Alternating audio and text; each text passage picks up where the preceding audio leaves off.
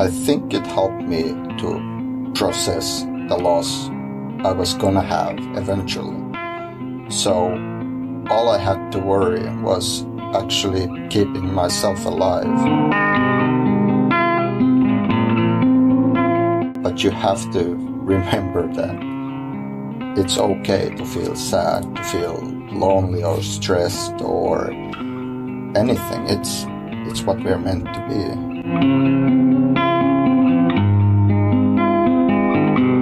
What do you do to keep yourself warm? I usually start breathing deeply, or deeper at least. I start to focus. That's what you're trying to do when you go hiking. You want to hike, see the nature, feel the nature. You cannot feel the nature if you're in a rubber suit.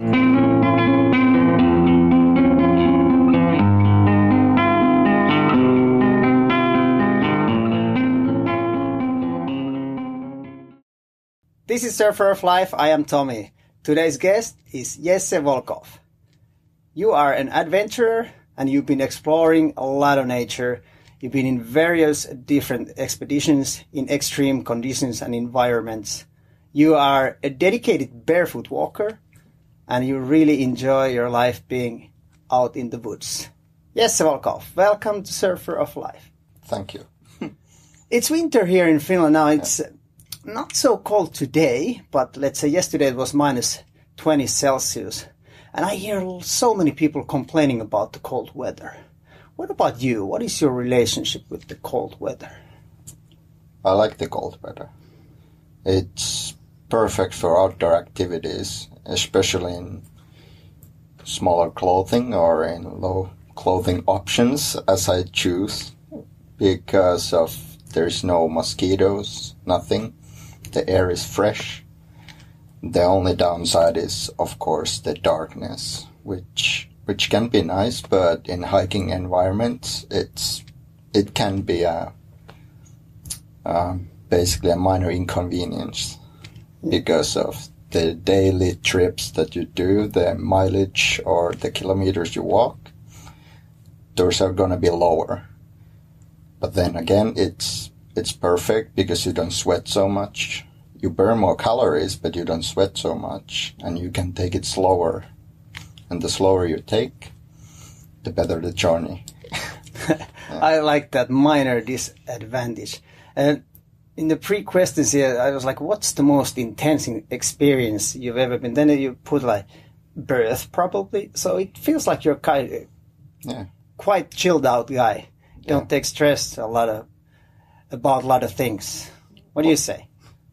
I take stress a lot of things. Okay. When I have to do my taxes, when I have to figure out how I'm gonna pay for stuff and how I'm gonna survive day-to-day life.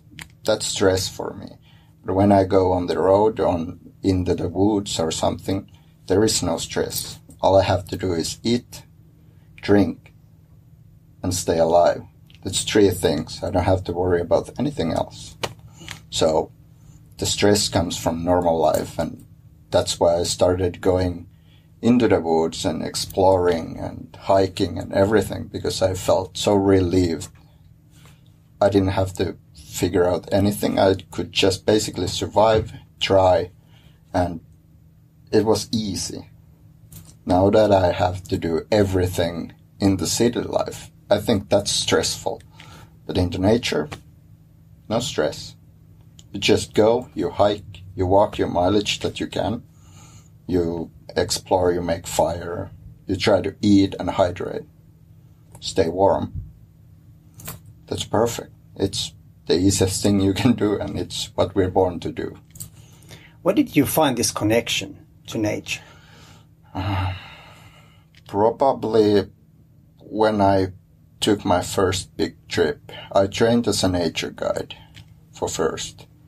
I just figured out it would be something cool that I could do.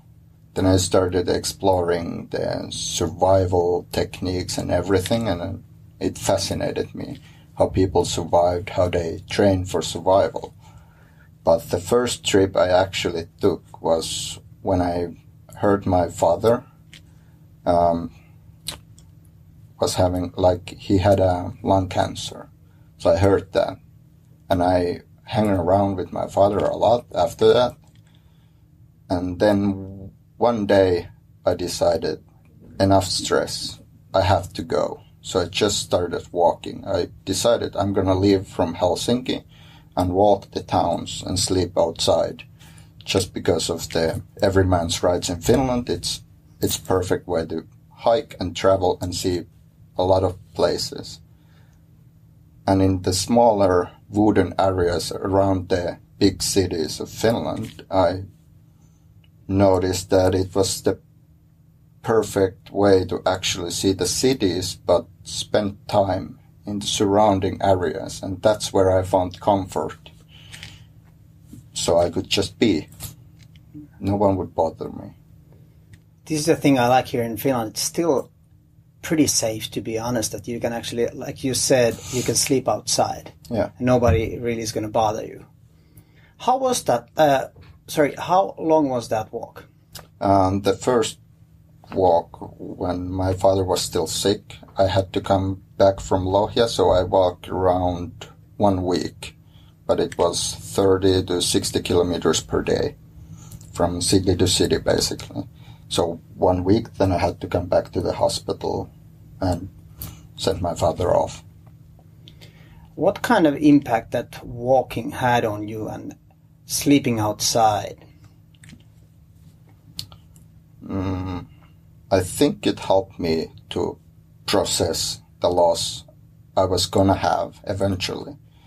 So all I had to worry was actually keeping myself alive, nothing else. So there would be time to mourn and everything. And on that day, I decided that after my father passes, I'm going to transfer his ashes to a specific location in Finland.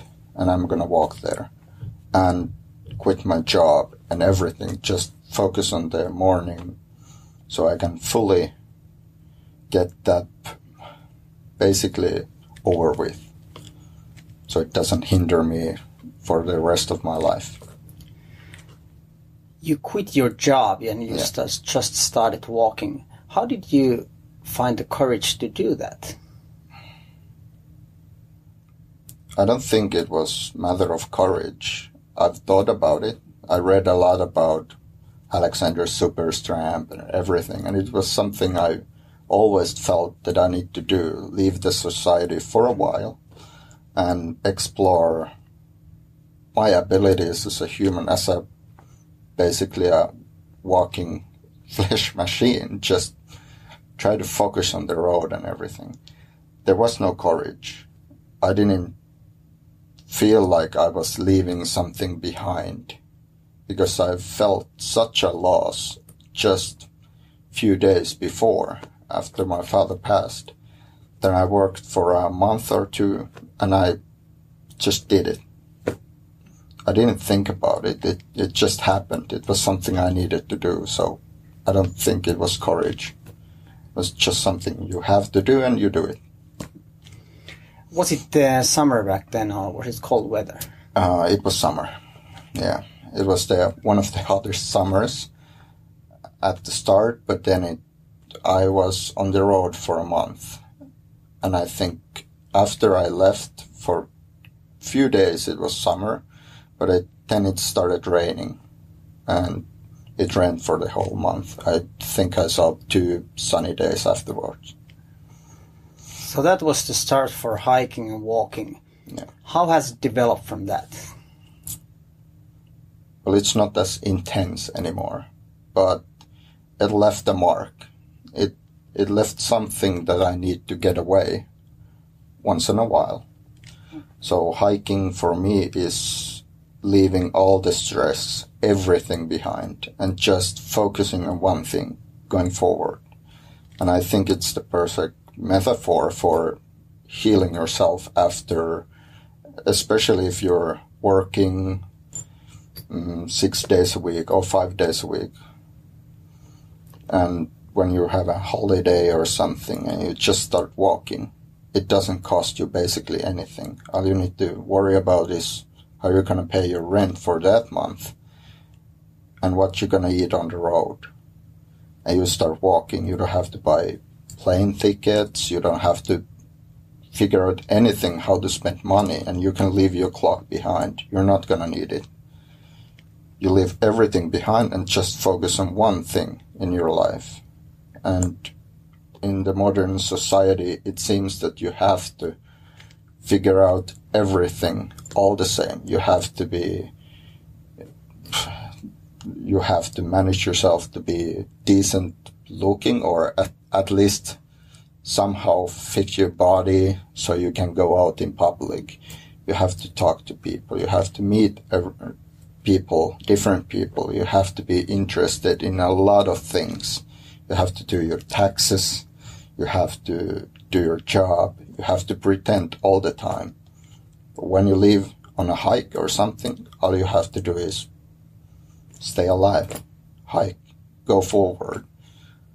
Nothing else matters on those conditions. So I think it's a perfect way for people to remind themselves that it's not so important, the modern life, when you put it that way.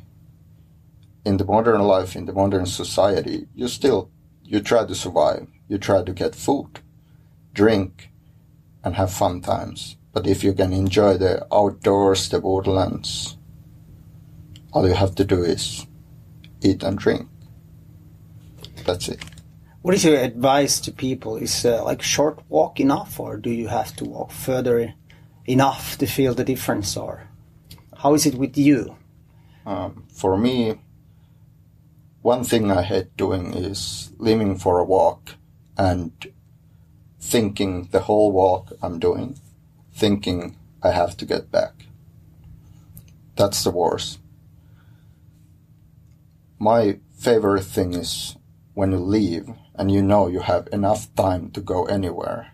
You can hike or walk or hike, whatever you want, 15 to 20 kilometers in a day. If you remember that in a basic day you're in the work, you're 8 hours. You spent that 8 hours walking. That's roughly, in the normal town situation, it's 4 to 5 kilometers per hour, and you have 8 hours to just walk. In the wood, or when you're hiking in the mountains or something, it's going to be lower. It's going to be 3 or 2 kilometers, but still you have 8 hours to do just one thing, walk. So if you just start walking and you think 20 kilometers, 4 days, it's going to be this much. It's usually a lot longer that you're going to walk anyway. So it might be even in 4 days, you might be 100 kilometers. It might be 100 kilometers that you walked for. So that's a distance between 2 towns or even counties in some places, especially in southern Finland. And the scenery changes a lot slower, so you see different places. You see fields, you see roads, you meet people that gonna ask you all the time, where are you going? Do you want to ride or something? Try that in the city. Try walking in the city. Just go downtown, start walking there. Nobody's gonna notice you. But when you have a backpack on and people ask you, where are you coming, where are you going? And you say, I don't know where I'm going, but I'm coming from the city 60 kilometers back. And they're always interested. And you get, basically it's not that you get noticed, but people pay interest, like they pay attention to you.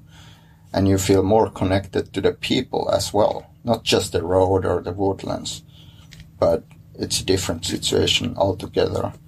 So just start walking. It doesn't really matter if you walk 5 kilometers a day or 20 kilometers a day, as long as you're happy. But my advice is take a week or something. Just start walking. set a destination where you can get safely with a train back to home, or a bus or something, or a taxi if you want to spend money. Just start walking, sleep outside, see if you can get there. There's a lot of nice cities in Finland especially where you can just hike, and it's never gonna be that long of a hike or a walk than you think. If you can get somewhere with a bus or train in an hour, even in Turku, which is 200 kilometers from here, it's gonna take 2 weeks to walk there, but imagine the places you're gonna see that you wouldn't see otherwise when you're going 200 kilometers per hour with a train.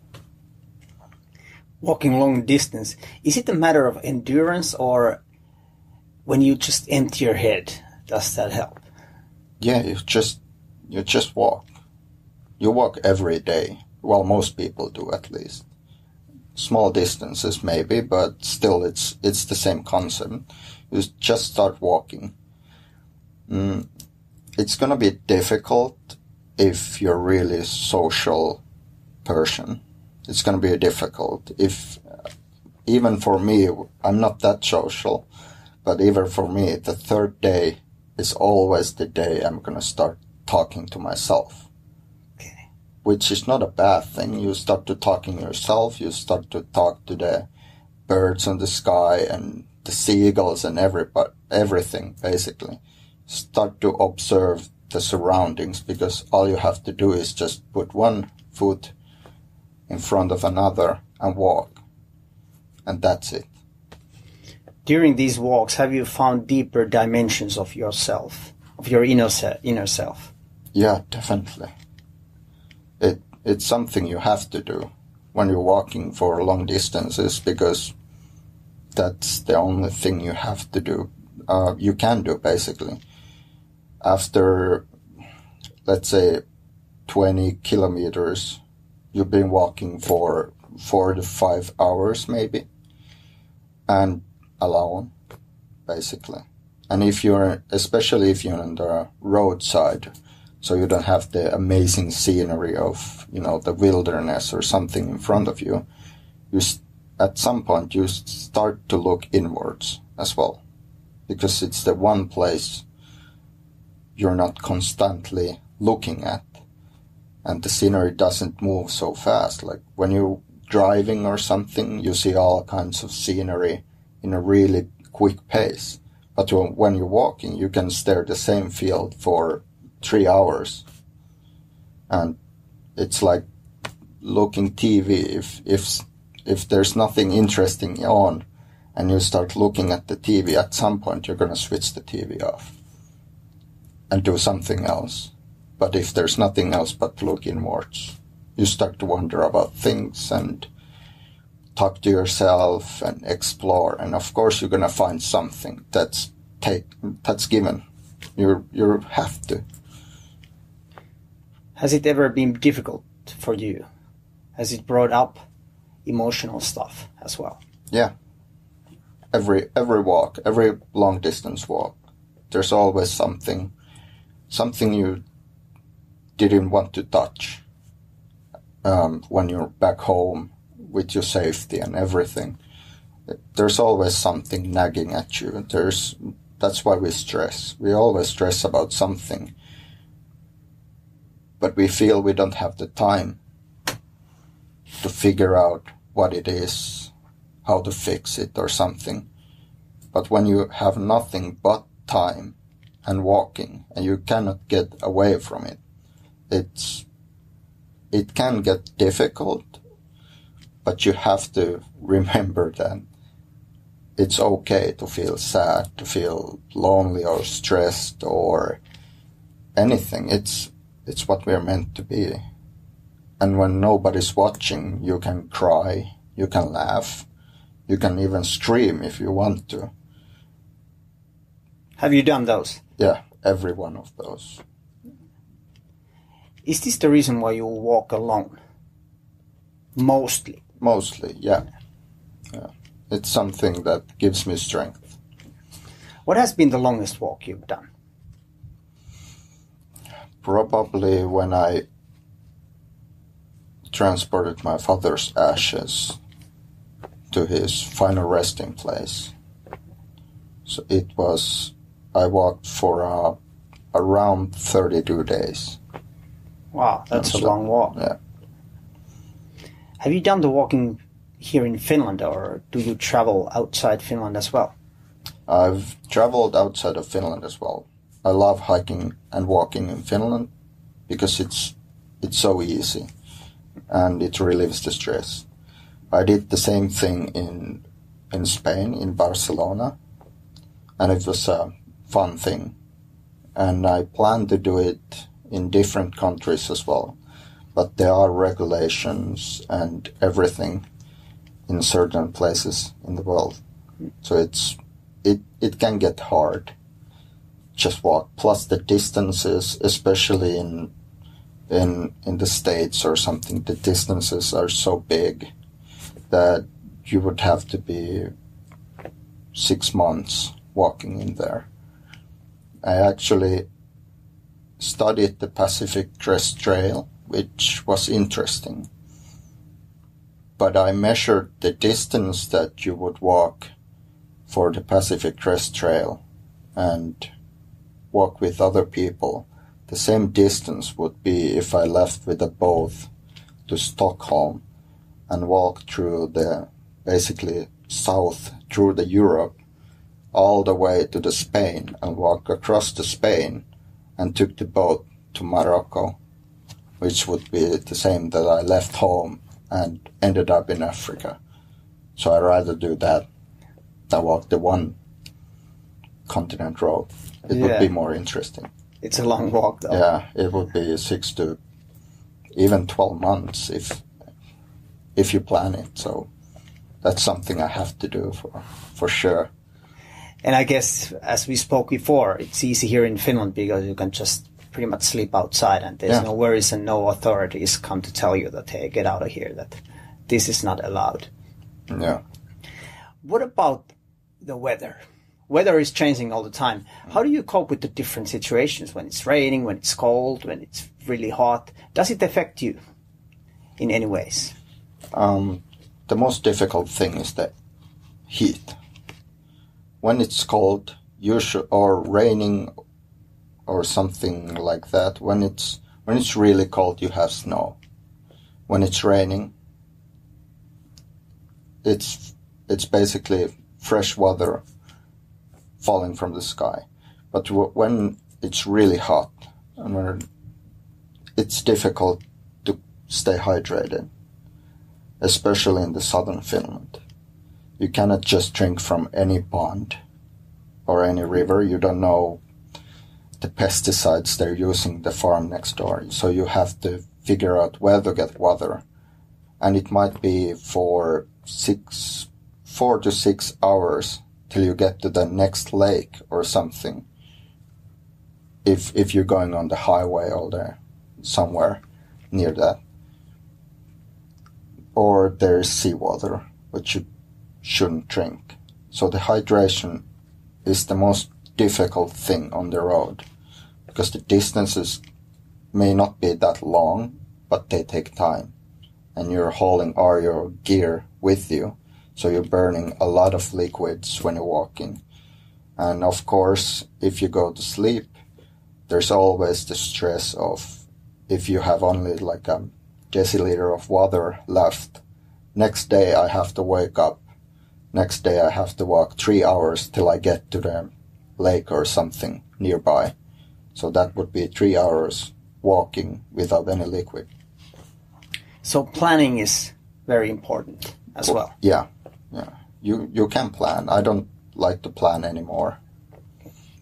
Especially after what I've been through. I've been without water for basically 2 days. Or very little water, like something that I managed to scrounge up from a moss or something.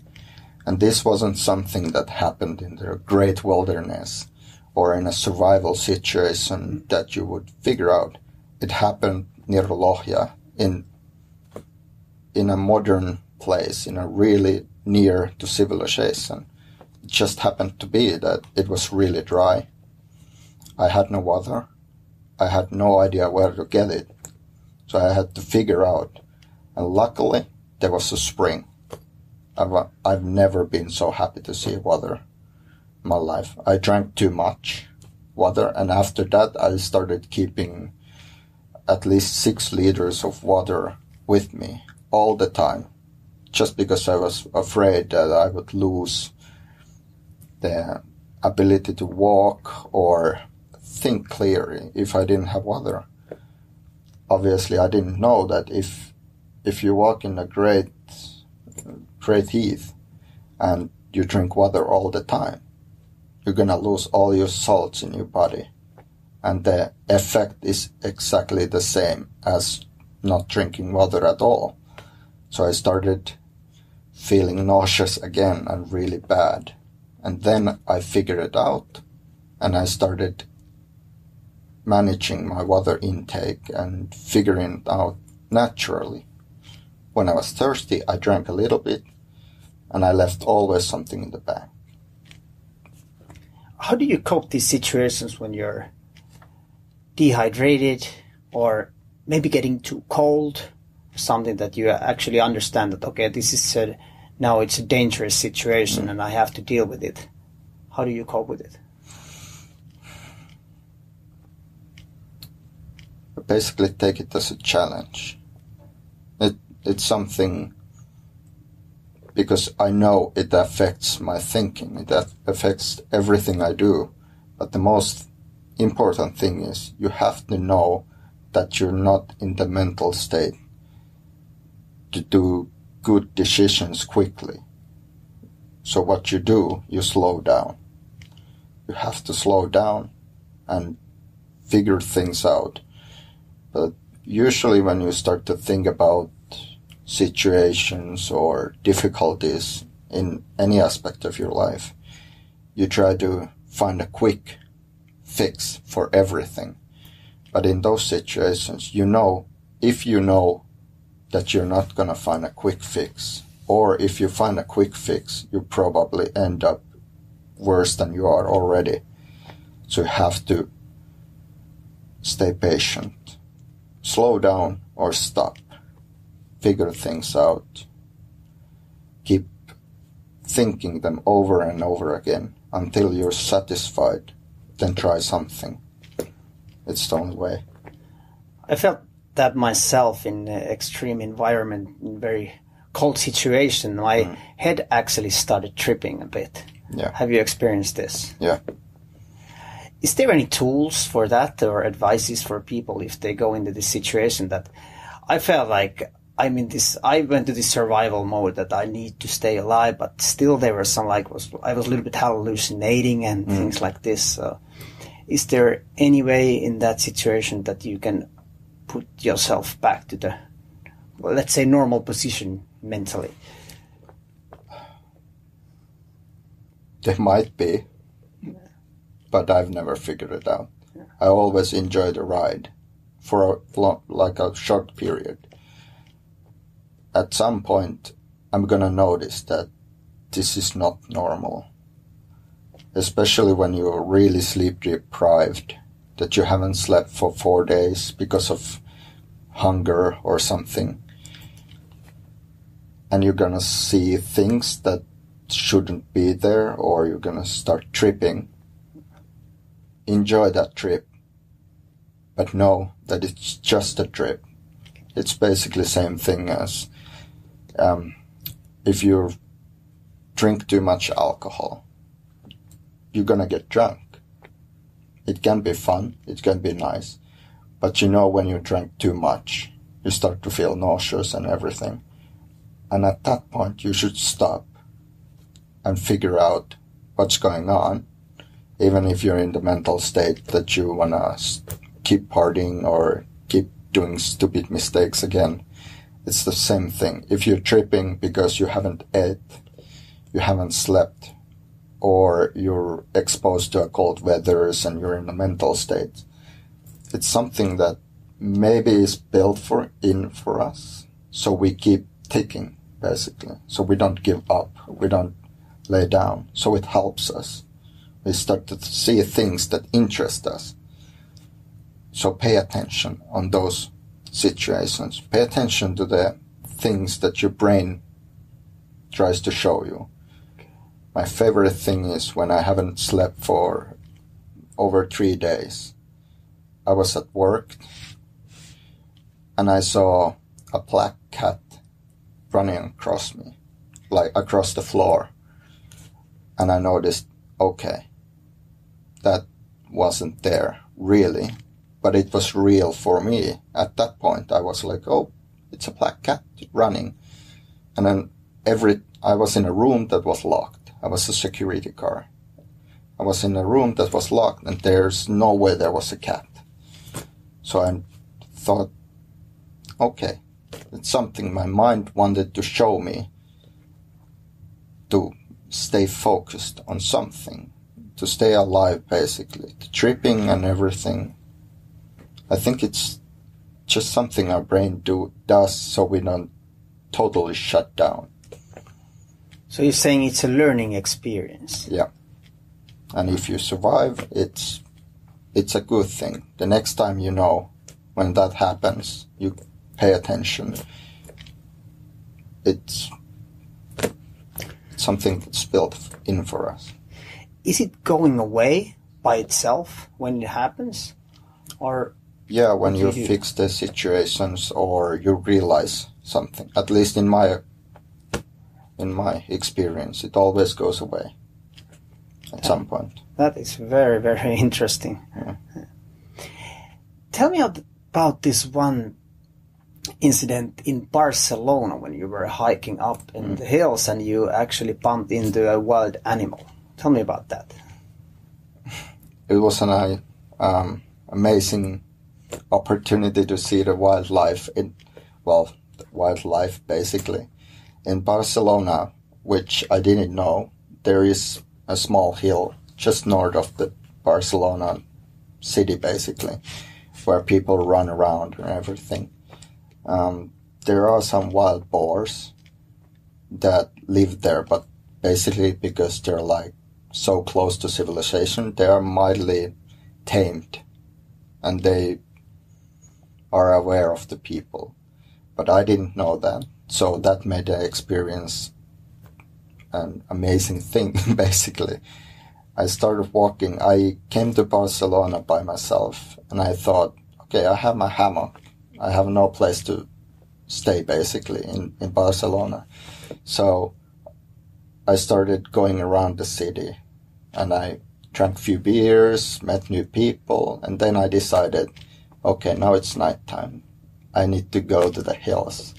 And I started walking and it was uphill for 12 to 15 kilometers or something from the point I was leaving. And I walked and walked. And after I got to the hill, I started walking upwards.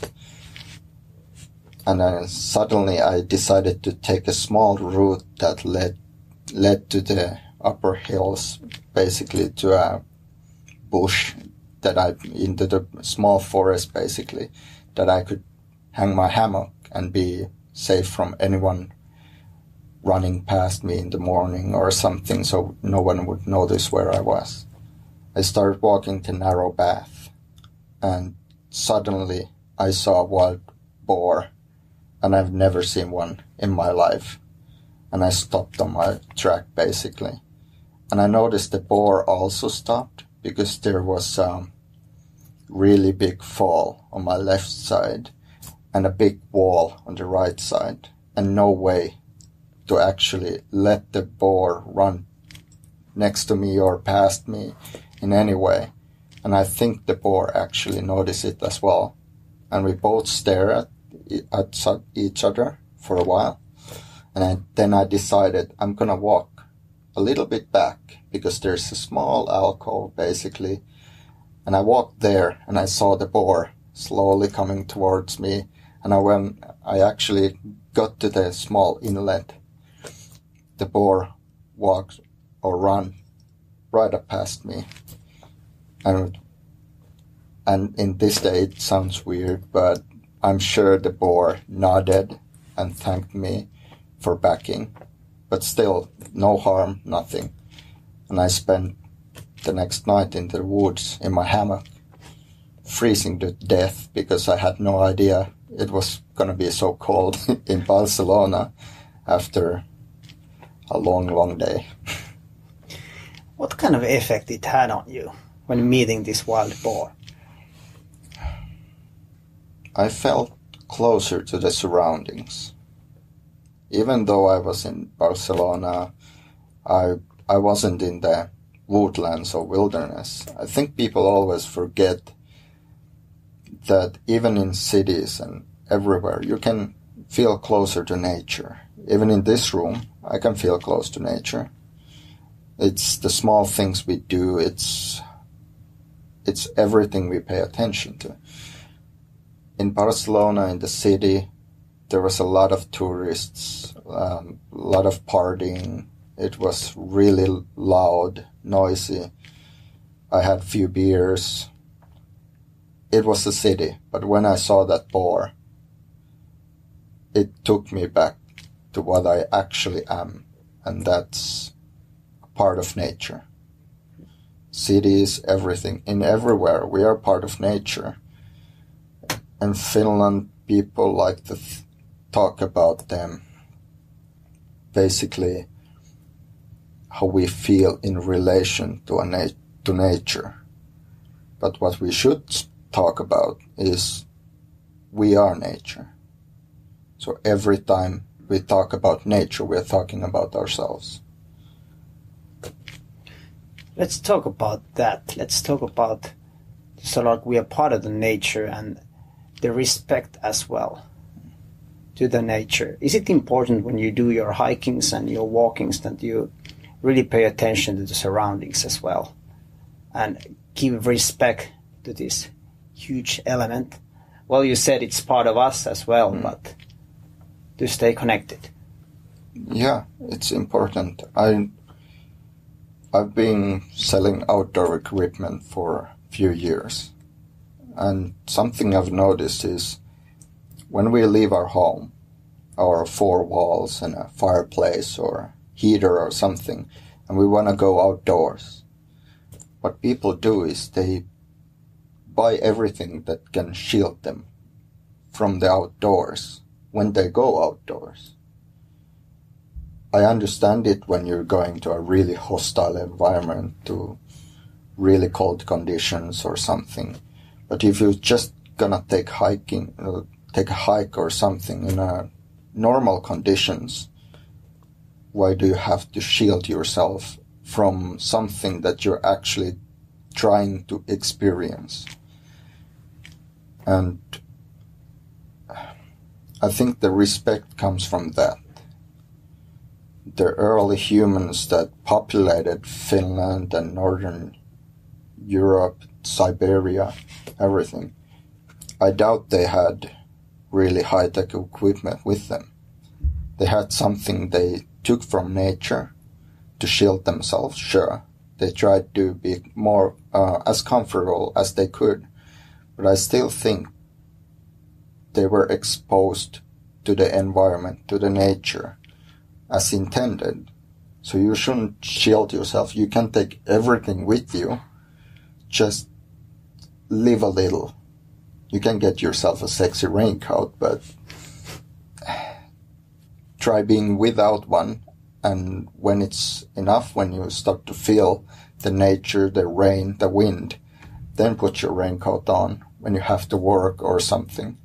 Put it on, stay warm, keep it as a safety, not as something you shield yourself, because that's what you're trying to do when you go hiking. You want to hike, see the nature, feel the nature. You cannot feel the nature if you're in a rubber suit. And it is actually amazing when you feel the weather, the cold weather or whatever it is, when you don't have that many layers on, and when you put that artificial underwear on or something, actually occasionally it feels colder than without. Yeah, definitely. About the equipment still. What do you pack when you start walking? Shelter, sleeping bag, sleeping mat. These days, not that much clothing anymore. I used to pack a lot of clothing, but these days, it's a hassle. I never change my clothing. I'm gonna be dirty, I'm gonna stink anyway. I can always jump into the lake, wash myself, wash my clothing. If I just have one pair, it's gonna be easy. I usually take some sort of cooking equipment, usually a steel bottle. Keep it simple. I can drink, I can cook with it if I have to. Most of those things, if you're going to wilderness, you're not gonna need. Just because you can build fires there. But if you're walking in near civilization in Helsinki or somewhere, don't go chopping wood, like the living trees or anything. Sure, you can do that. You can train to do that. But please don't. If you do, somebody else gonna do it. It's gonna ruin everything.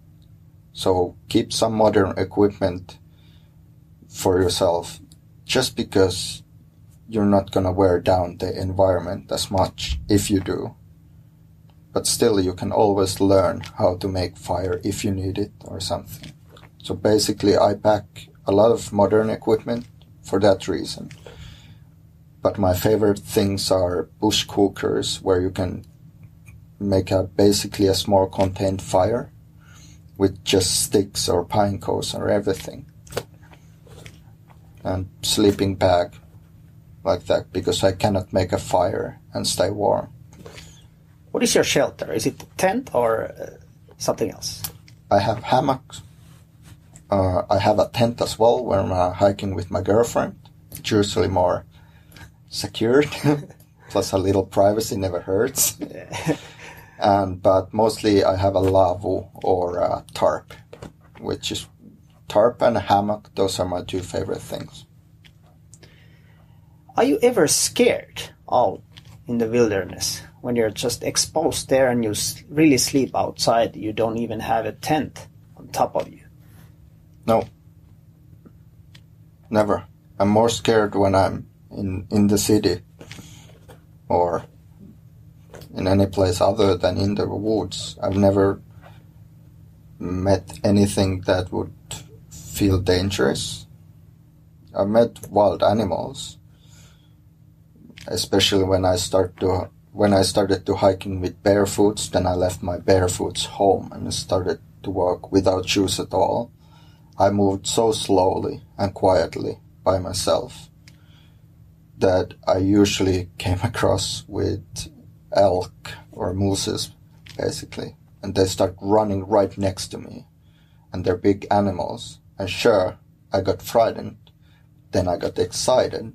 Maybe, what if at some point I'm gonna see a wolf or a lynx? And I'm more excited about meeting these animals than being afraid. And especially when I'm alone into the woods under my tarp, I usually think, what's the worst thing that lives in these woods? And it's the man under the tarp. So it's me, basically. I don't have to be afraid. But in the city, when there's thousands of men and women and cars and everything, I think that's where you need to pay attention and be afraid of something like that more than what if a tree falls down. Now when people are buying really thick clothes when it's colder outside, and nice modern shelters and whatever they buy from you when you're working, do you think it's part of also being afraid of things that they don't understand? Yeah, definitely. It's easy for me to say because I think so many things are obvious to me. But to other people that's not experience, they might watch the news, they read everything, and in every place there's usually, oh, this animal attack happened. There's catastrophes in the woodlands and everything. But there are rarely any news about normal car crashes or something like that. So we are taught to be afraid of something when we live outside of our safety, which is weird. Totally agree on that. I stopped watching news maybe almost 4 years ago or something. I don't follow news at all. I don't really read the newspapers, especially the yellow papers at all nowadays. I don't even check out the headlines. Yesterday, actually, checked out it was something about the cold, the benefits of cold. I saw it, but other than that. And I think it has done good for me. Yeah, sure. What bad has happened? What did you miss when you stopped reading the news? Nothing, actually. I found more things for myself. Definitely. In the future, I heard that you're going to be taking part of the Fjällräven Challenge hike again. You participated in 2017. Yeah. Tell me about that trip and what's included. Basically, it's a big social hiking event. It's awesome if you never hiked before and you have an opportunity to attend, basically. It's in the Swedish mountain area near Kebnekaise, and it ends in Abisko. It's 110 kilometers about, something like that. And on that year, I think there was 2,000 participants, not at the same time, but they were basically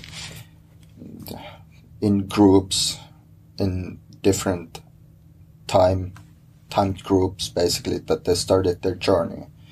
And it's a nice place because it's international. So you can basically see how people from the States, from Australia, from Japan, from China might attend to those events and start hiking with you, and you're gonna make a lot of like-minded friends on the road if you prefer to. It's not something for people that want to hike alone and be broody and alone in the wilderness. It's not something like that. But I enjoy it because I've hiked almost my whole life alone. And I went there and I saw other people, people who had experience and people who had no experience at all, hiking all in the same place, in different pace, in different equipment. Some paid less, some paid more about their equipment. Some didn't care about anything other than basically competing, running basically the whole 110 kilometers. And it's an easy thing to attend to because you have safety in numbers. There are checkpoints where you can get resupplied if you want to. There's actually a couple of saunas in the mountains where you can stop and go to sauna and meet people there as well if you want to. So it's an event, but there's hiking involved. You were traveling light. Tell me about that. Yeah, I decided to walk without shoes at all at first. But after like the first 13 kilometers, I walked without shoes at all. But I noticed that at some points they did put gravel on everywhere, and it was getting too slow. And I had 3 days to make that trip, and I noticed I'm not going to make it in 3 days and get my lift back home if I do that. So I put on my barefoot shoes basically. But I hiked in shorts and a sleeveless top. And I did bring as a safety equipment my jean jacket that I waxed myself. And that was basically it. No socks, nothing. Right. Was it cold at all? Yeah, it got cold at times, especially in the hill areas or near the mountains, because there's no trees, you have the wind chill and everything. So you have to guard your neck at some way, just so you can actually talk and breathe. But yeah, it got cold. How did people react around you?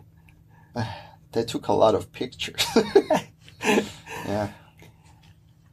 It was cold, and it was also cold in the hammock in Barcelona. What do you do when it gets really cold and you feel like, oh man, now it's getting cold? What do you do to keep yourself warm? I usually start breathing deeply, or deeper at least. I start to focus. I try to focus, keeping myself warm. I always figure that I have it's a mental thing I do.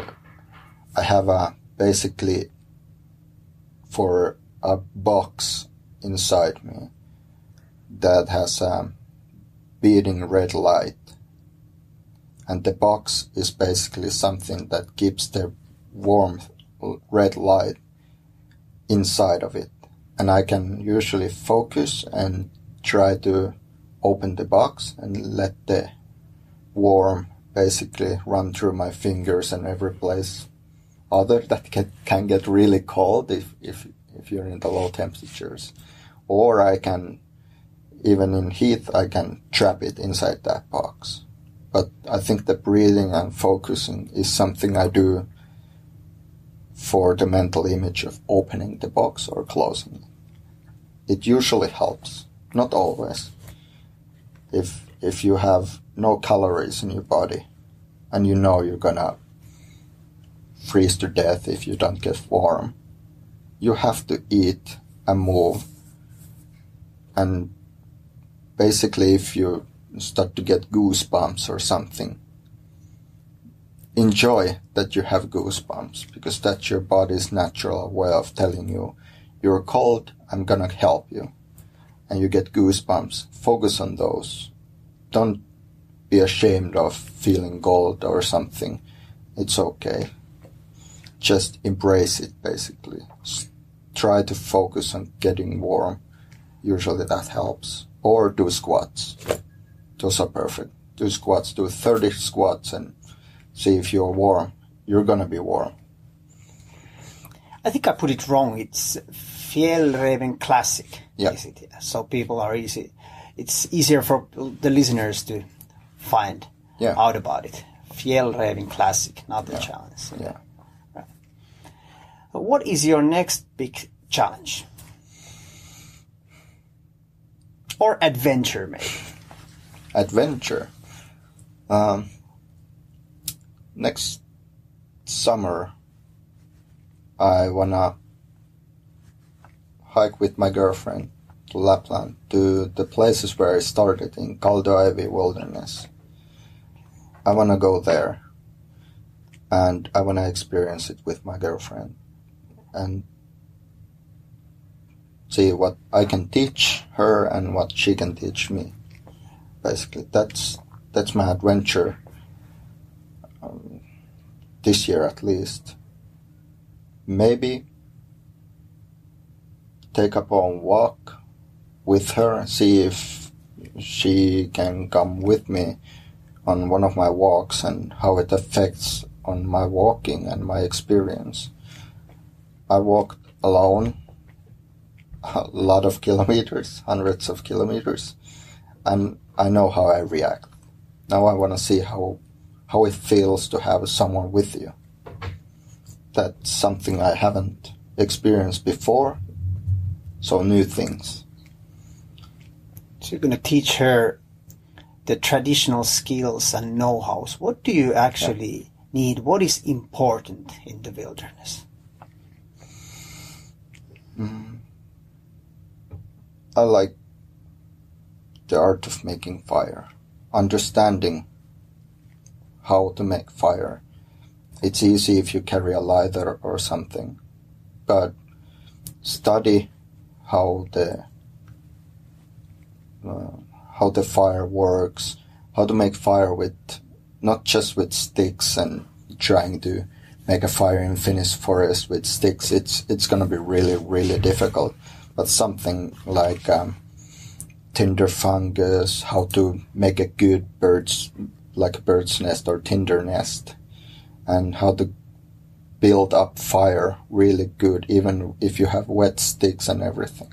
I think fire making is one of the most important things in nature, not just because you're going to make a lot of fires or you want to make a lot of fires or cause anything bad.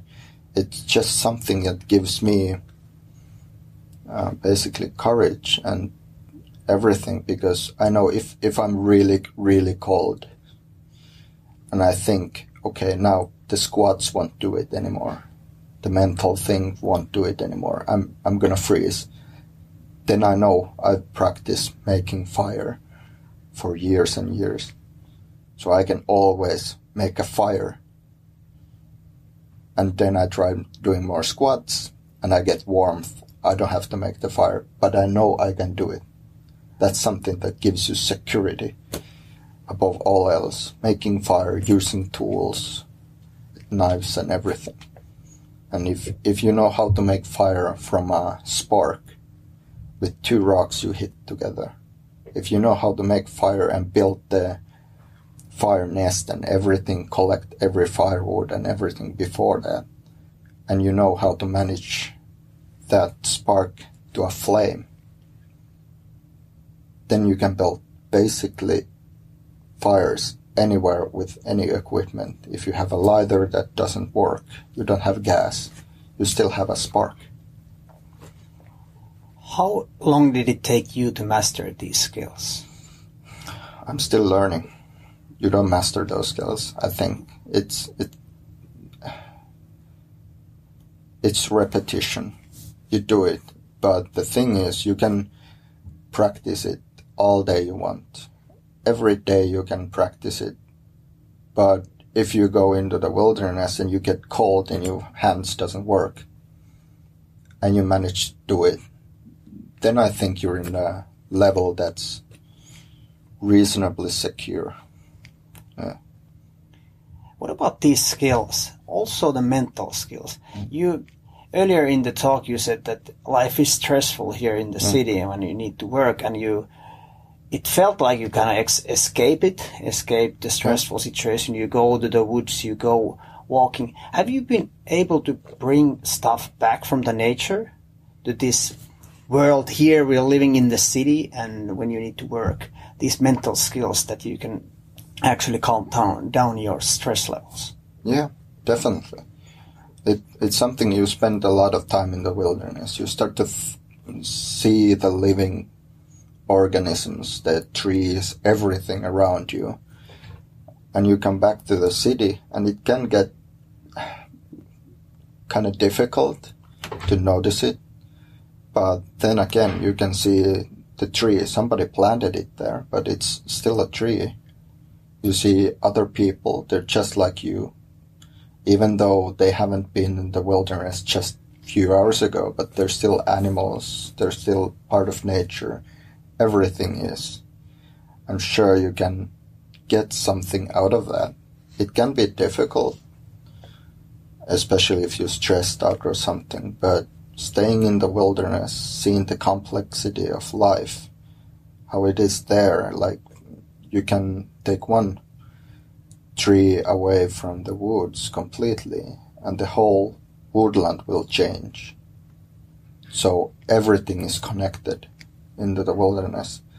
Same as in the cities.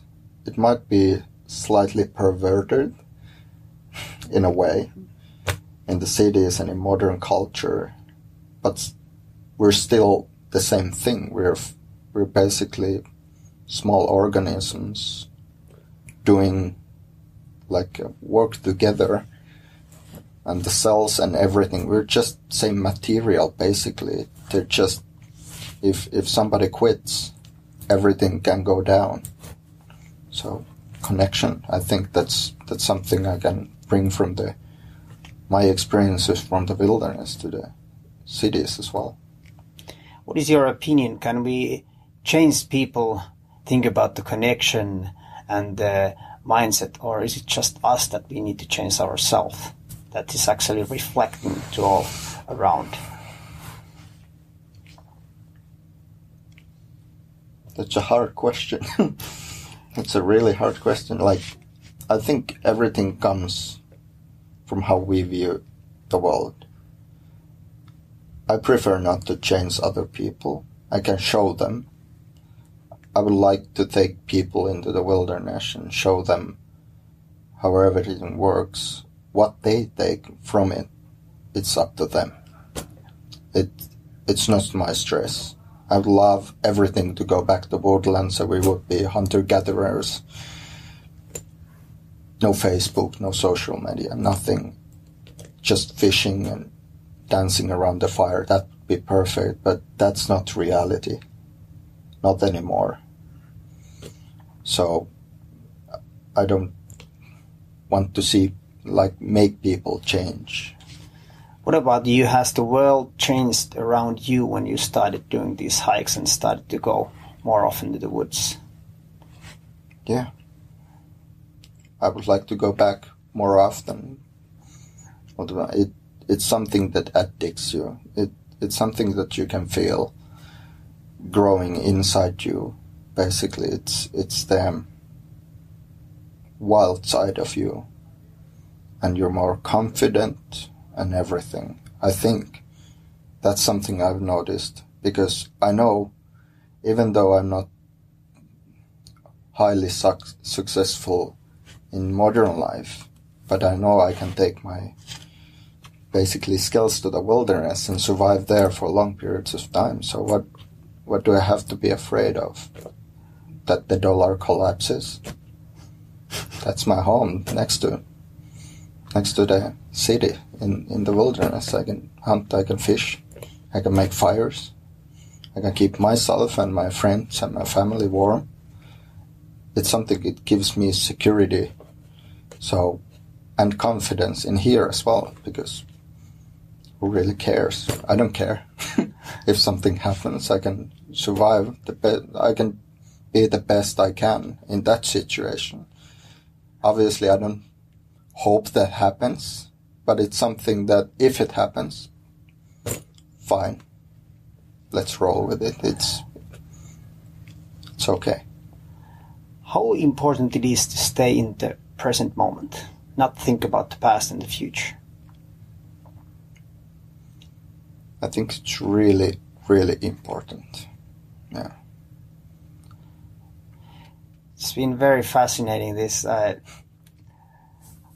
be honest, I didn't know actually what to expect meeting you. We just bumped into each other once, and I was really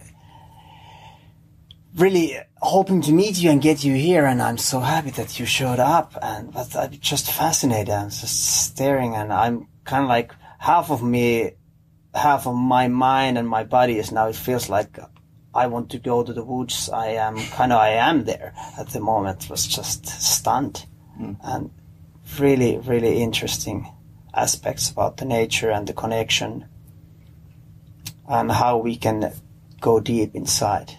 Yeah. It's a part of us, the wild side. It's not just songs and everything, I think. I have a couple of standard questions I usually ask in the end. The first one is, what makes you feel down?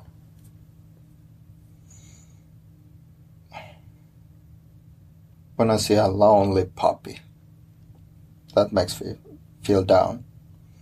Yeah. What about, on the contrary, what makes you feel happy?